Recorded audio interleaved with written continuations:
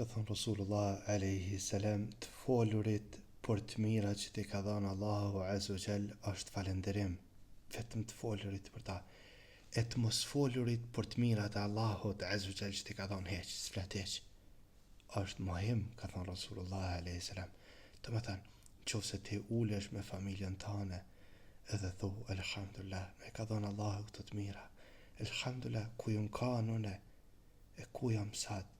Elhamdulillah, sa i pa kujdesshëm jam kanë ndaj harame para martesës, e sa i kujdesshëm jam pas martesës.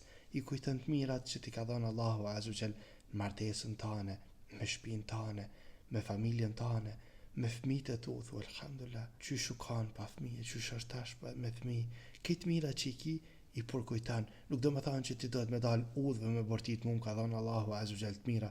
Jo, po me familjen tënde, me njerëz që të njohin, i përmend, edhe jo me i përmend të thonë, une qështu ja kom ba, se tjetër kush ja kish ba kështu, po une qështu, jo, mi ka dhënë Allahu azza wa jall, ma ka mundsu Allahu azza wa jall mi pas.